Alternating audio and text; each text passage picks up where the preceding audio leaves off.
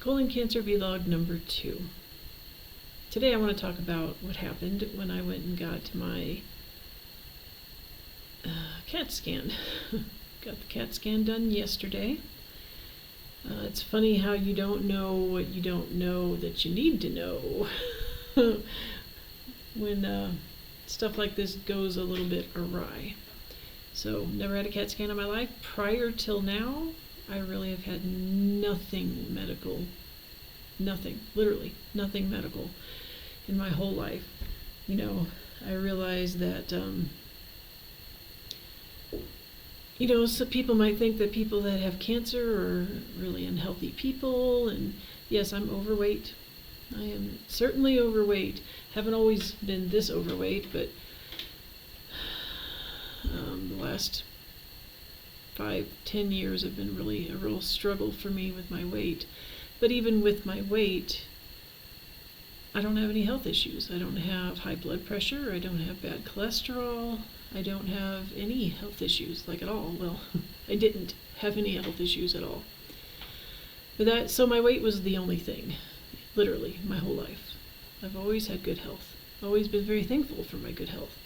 I've always had bowel issues, but I just figured I'm a woman, and maybe I'm a little bit lactose intolerant, But other than the bowel issues, I've always been very healthy.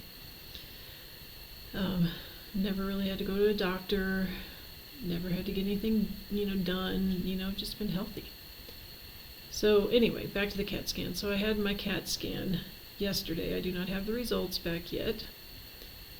I was hoping I'd get the results today. I guess I can go look at my portal. Usually if I get something in my portal, I get a notification about it. But I didn't, so I guess I don't have results. Kind of glad, because honestly I'm a little nervous about the results. I kind of don't want to know what the results are. I wanted to know if I had cancer or not, but I don't really want to know if I have metastatic cancer. But I need to know, because I'm hoping to live longer than 2 years. So, anyway, CAT scan. Really, God was taking care of me yet again, in a way that I planned to do my CAT scan without sedation. I've never had a CAT scan. I thought CAT scans were going to be a lot like MRIs, where you're going to just be in this big sarcophagus-like thing, and I'm very claustrophobic, but it was just no big deal. It was like this round disc. It was real, if anyone's most of you that might be watching this, maybe you have cancer, and maybe you know what an CAT scan is. But for those of you who don't, it's really no big deal. It's no big deal. But anyway, they asked me if I wanted to be sedated. I didn't know what I was getting myself into. I thought maybe I would want to be sedated, but I chose not to get sedation because I wanted to be able to drive myself there and drive myself home. I didn't want to have somebody else come with me. And I hadn't planned on anyone else going with me.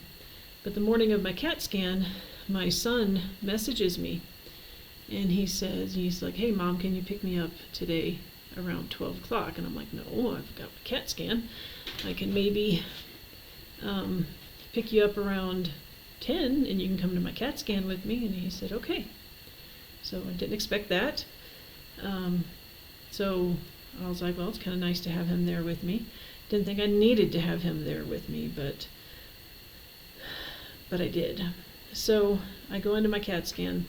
My biggest concern was them trying to get a vein on me. I hate the word vein. I'll tell you right now, one of the things I absolutely hate about the human body are veins. I'm not afraid of needles. Needles don't bother me. It's veins that bother me. I don't know why. I just think they're really gross. And I wish I didn't have to look at them. I wish I didn't even have to say the names. I cannot stand it when people talk about them. And when you get in cancer circles, that's something that gets talked about and something that gets shown in videos, and I hate it. So that was my biggest concern, was getting a needle poked in me, into one of my veins. And historically I've had a real hard time with that. I've had people that just can't seem to get one on my arm, So I usually have people going through my hand because the ones there are pretty prominent and they're pretty easy to get to. So this guy goes in, and normally when they put that rubber thing around your arm, it's really tight and really uncomfortable. That's another thing I hate. They make it so tight and so painful. This guy didn't put it on very tight at all. I was like, oh great, he's going to be digging in me for the next 5 minutes. He didn't put it in very tight at all, and he got that needle in without, I didn't even hardly feel it go in. I was like, wow. I was so impressed with him. Really impressed. I want to put him in my pocket and take him with me every time I have to go get something like that done.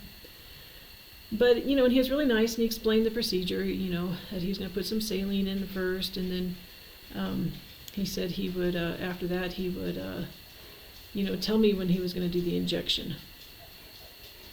My lovely dog is deciding to come visit me. So anyway, so we get to the point, he's like, all right, so I'm going to start your injection now. He told me what to expect. For those of you who've never had it, they say you're going to feel a warm sensation go all over your body.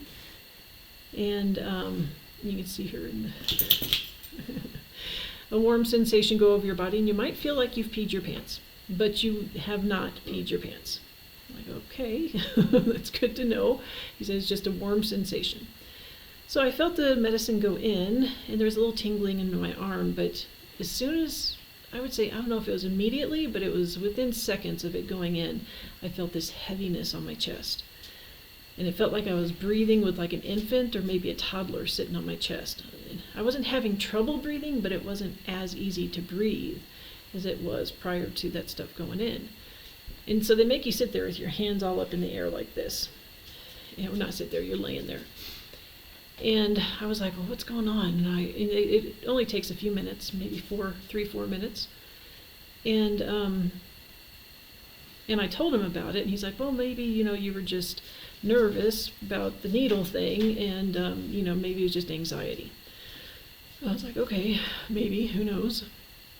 And then when I went to get up, he told me, be careful, because you might feel a little dizzy when you get up. And I got up, and I was like, oh, yes, I'm feeling quite dizzy, actually.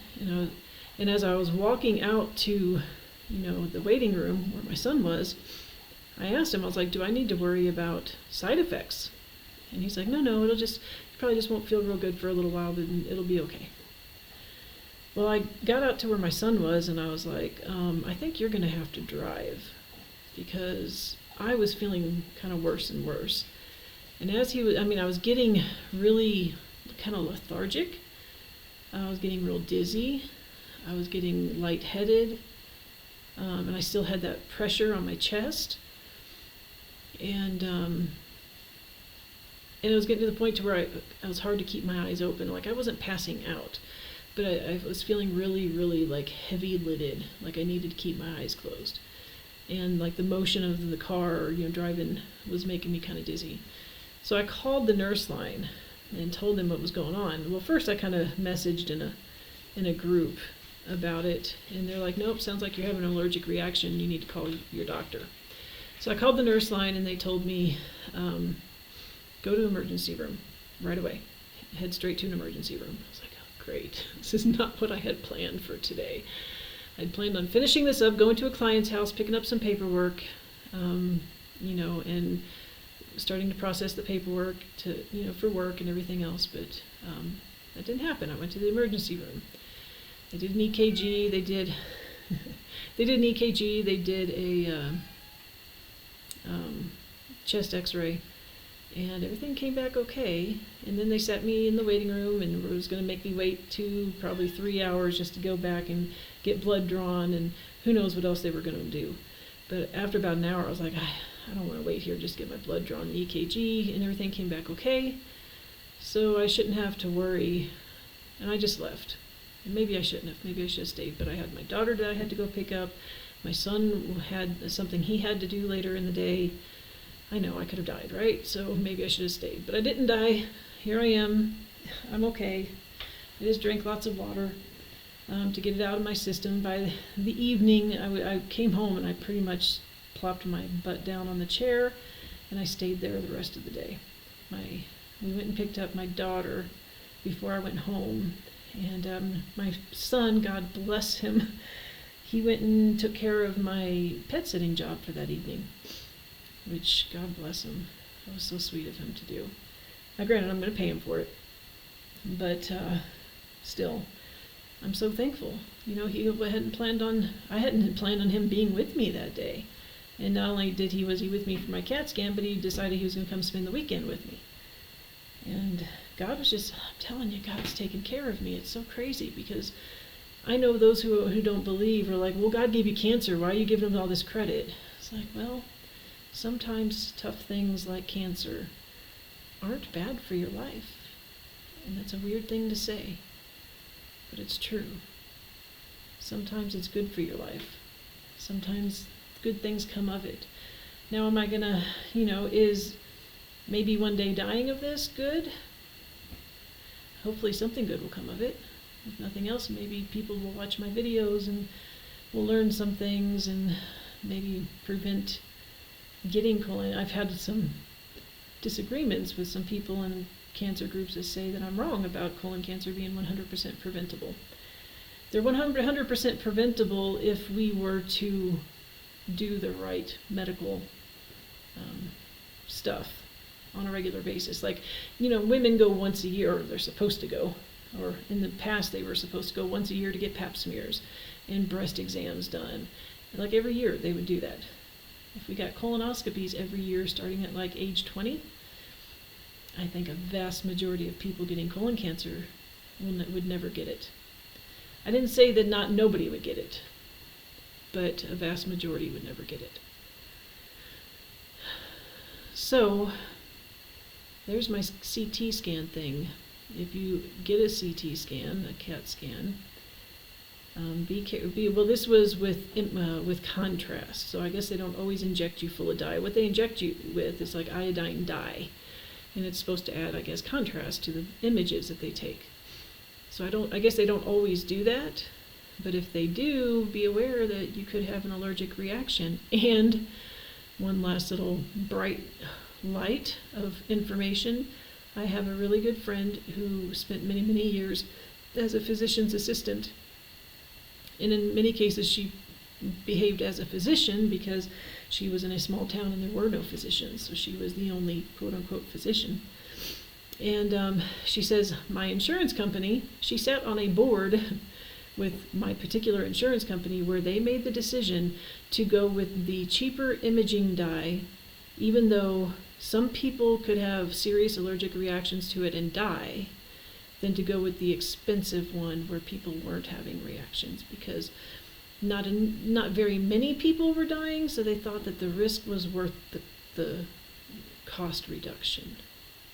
She sat on a board where that decision was made. And I could have been one of those people. But I didn't die. Praise the Lord, he took care of me, had my son with me, and I'm very thankful. So I always have critters in my videos, whether I want them there or not.